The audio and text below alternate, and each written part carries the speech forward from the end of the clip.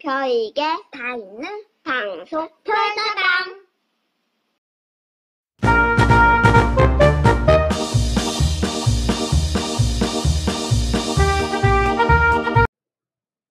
여러분 안녕하세요. 무한도전 중국어 회화 시간입니다. 이번 시간에는 발음 기초 2강으로서 병음 결합 구조에 대해서 수업하도록 하겠습니다. 지난 시간에 중국어 음절 구성과 그 성조에 대해서 배워봤는데요. 연습 좀 해보셨습니까? 잠시 지난 시간에 배운 그 사성조를 연습해보고 병음 결합 구조를 공부하도록 하겠습니다. 자, 지난 시간에 배운 기억을 되살려서 저와 함께 사성 연습을 해보겠습니다. 자, 큰 소리로 따라해 주시기 바랍니다. 1성부터 4성까지 차례대로 해보겠습니다. 아, 2성입니다. 아,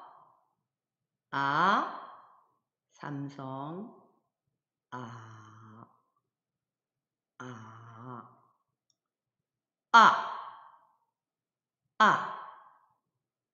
네. 차이가 느껴지십니까? 만약에 삼성 성조 연습이 잘 안 되신다면 삼성 발음을 할 때 고개를 살짝 숙이면 삼성 발음이 자연스럽게 나올 수가 있습니다. 제가 한번 해볼게요. 이렇게 고개를 숙여서 발음을 하시면은 삼성 성조를 보다 더 쉽게 하실 수가 있겠습니다. 사성조를 5선지에다가 옮겨 놓으면 이와 같은 형식인데요. 그 1성에서부터 4성까지 4가지 단어가 이렇게 나열이 되어 있는데 발음이 다 똑같아요. 발음이 똑같지만 뜻은 달라요. 발음이 똑같은데 어떻게 뜻이 다른 걸 구별해낼 수 있나? 그것이 지난 시간에 말씀드렸던 것과 마찬가지로 성조가 달라지면 뜻이 달라진다는 것을 이 슬라이드에서 확인하실 수 있을 겁니다. 자, 밑에 중국어를 보면은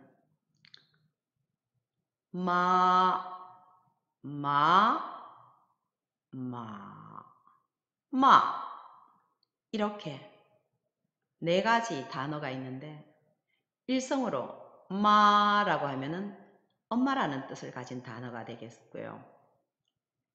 이성으로 마라고 발음을 하면 식물, 삼이나 마, 섬유 소재, 마를 나타내는 뜻이에요. 삼성으로 마라고 발음을 하면 동물, 말을 나타내고요. 사성으로 마라고 발음을 하면 욕하다라는 동사가 돼요. 이렇게 발음이 같아도 성조가 달라지면 뜻이 달라지는 만큼 성조 연습을 정확하게 해서 정확하게 발음하는 것은 의미 전달을 분명하게 하는데 상당히 도움이 될 것으로 봅니다. 사성 외에도 중국어에는 경성이라는 발음이 있는데 사성은 각기 성조 부호가 있지만 경성은 정해진 부호가 없습니다. 하지만 앞의 성조에 따라서 경성 발음이 정해진다고 이해하시면 되겠습니다.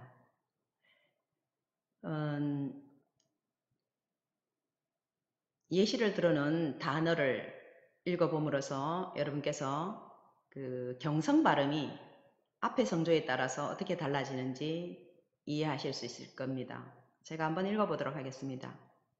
1성 뒤에 경성이 오면 마마 이렇게 경성 발음이 되고요. 2성 뒤에 경성이 왔을 경우에는 예예 삼성 뒤에 경성이 왔을 때는요. 나이 나이 나이 나이. 사성 뒤에 경성이 왔을 경우에는 빠바 빠바. 이렇게 경성의 높이가 앞의 음절의 성조에 따라서 영향을 받는다는 걸 확인하실 수 있었습니다. 경성 발음 요령은요. 짧고 가볍게 하는 것이 경성 발음의 요령입니다. 경성 발음은 굳이 이 시간에 정확하게 기억을 하지 않으셔도 중국어를 수업을 하시다가 보면은 경성 발음은 자연스럽게 익히게 되니까 중국어를 수업하는 데 있어서 경성 발음이 문제가 되는 것은 없을 줄로 생각합니다. 경성 발음은 앞의 음절에 의해서 영향을 받는다라는 정도만 기억해 주시고 경성 발음은 짧고 가볍게 하는 것이 발음의 요령이다 라는 것 정도만 기억해 주시면 되겠습니다. 다음은 오늘의 과제 한어 병음 결합 구조에 대해서 살펴보도록 하겠습니다.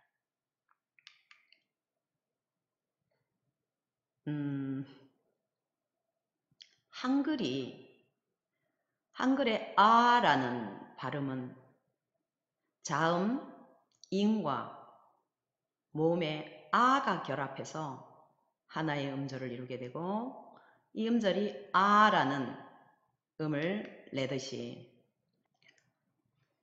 중국어도 한글과 마찬가지로 성모와 운모가 결합을 해서 음절을 이루고요. 이렇게 음절을 이룬 것을 한어 병음 자모라고 하는데 한어 병음 자모를 간단하게 줄여서 병음이라고 합니다. 병음의 결합 구조를 자세히 살펴보도록 하겠습니다. 보이시는 글자는 가운데 중자로서 쫑이라는 중국어 발음을 가지고 있는데요. 한글의 자음에 해당하는 성모, 쯔와 한글의 모음에 해당하는 옹이 결합해서 하나의 음절을 이루고 거기 위에 일성 성조 부호가 표기되어 있으므로 해서 일성 발음으로 중자를 발음해 보면 쫑, 쫑 이런 발음이 나요. 여러분께서 들으실 때 중이야? 종이야? 정확하게 뭐지? 이런 생각을 하실 텐데요. 이런 궁금증은 관련 자음을 공부할 때 명확하게 알려드리도록 하겠습니다. 이번에는 조울 호자의 결합 구조를 살펴보겠습니다. 조울 호자의 발음은 하오인데요. 역시 성모는 한글의 자음에 해당하는 성모와 한글의 모음에 해당하는 운모가 결합을 해서 하오라는 한어 병음 자모를 형성을 했고요. 거기 위에 성조부호가 삼성 성조부호가 표기되어 있음으로써 삼성으로 발음을 하게 되면 하오 이렇게 발음을 하면 되겠습니다. 여러분도 영상을 보시면서 함께 따라해 보시기 바랍니다.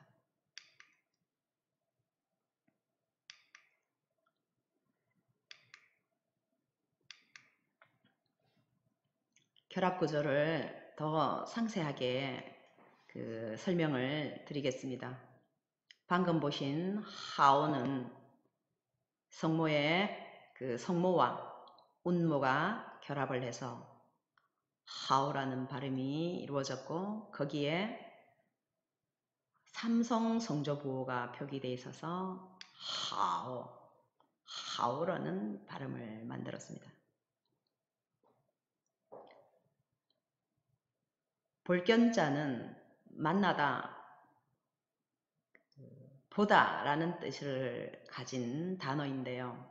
발음은 지엔이에요. 지엔은 자음에 해당하는 그 성모와 모음에 해당하는 이엔이 결합을 해서 지엔이라는 발음을 형성했고 거기에다가 사성 성조가 표시되어 있기 때문에 지엔, 지엔, 지엔으로 발음하시면 되겠습니다. 가운데 중자는 여러분이 중국 할 때 이 가운데 중자를 많이 보셨을 겁니다. 이 중국 할 때 중자 역시 자음과 자음에 해당하는 성모와 모음에 해당하는 운모가 결합해서 쫑이라는 발음을 형성하였고 거기 위에 일성 성조 표시가 되어 있으니까 일성으로 발음을 하면 쫑 이렇게 발음하시면 되겠습니다. 네. 이번에도 역시 그 결합 구조 중에 하나로 중국어는 그 음절이 성모와 운모가 결합을 해서 하나의 음절을 이룬다라고 기억을 해주시고요. 가운데 중자는 발음이 쫑인데 자음에 해당하는 성모가 모음에 해당하는 운모가 결합을 해서 쫑으로 발음하고 일성 성조가 표시되어 있기 때문에 쫑 이렇게 일성으로 발음해 주시면 되고요. 나라국자는 발음이 구어예요. 구어는 자음에 해당하는 성모와 모음에 해당하는 운모가 결합을 했고 거기에 이성 성조가 표기되어 있으므로 구어 이렇게 발음을 하시고요. 이 두 개를 합하면 중국 네, 중국이라는 단어가 되겠습니다. 다음은 너니자인데요. 너니자의 발음은 니예요. 성모 그리고 운모가 결합해서 니라는 발음이 되었고 거기에 삼성 성조가 있으므로 해서 니라고 발음하시면 되겠습니다. 조을 호자 역시 하오라고 발음을 하는데 성모 그리고 운모 한글 자음의 모음에 해당하는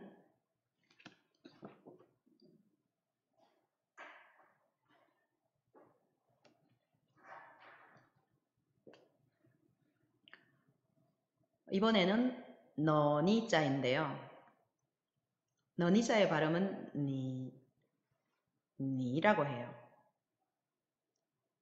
한글 자음에 해당하는 성모와 모음에 해당하는 운모가 결합해서 니라는 발음이 되었고 거기에 삼성 성조가 표기되어 있으므로 니라고 발음하시면 되겠습니다. 다음 조을 호자는 하오라고 발음하는데요. 역시 마찬가지로 자음에 해당하는 성모와 모음에 해당하는 운모가 결합을 해서 하오라는 발음이 형성이 되었고 거기에 삼성 성조 표기가 되어 있기 때문에 하오로 발음하시면 되겠습니다. 이 두 글자를 합하면 니하오 이런 단어가 되는데요. 이 니하오는 중국에서 만날 때 하는 인사, 만날 때 하는 인사로서 안녕하세요, 안녕이라는 뜻을 가지고 있어요.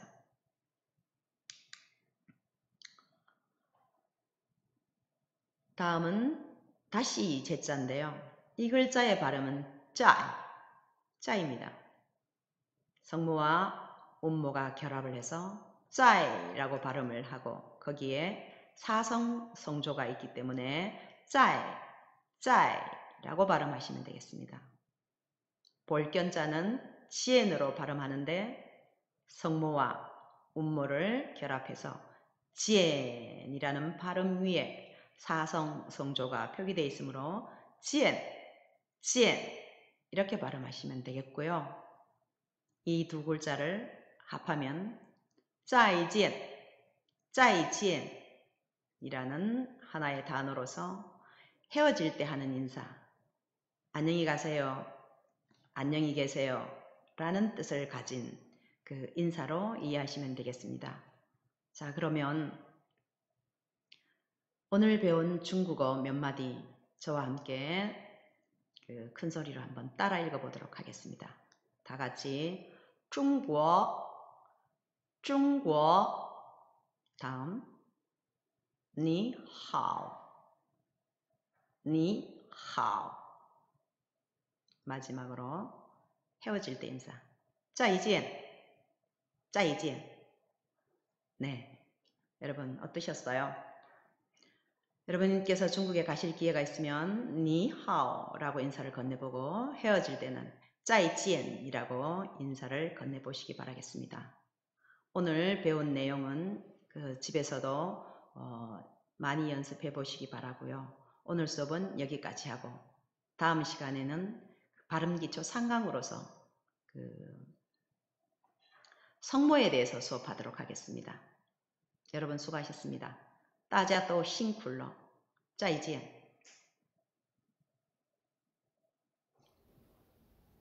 좋아요와 구독 눌러주세요.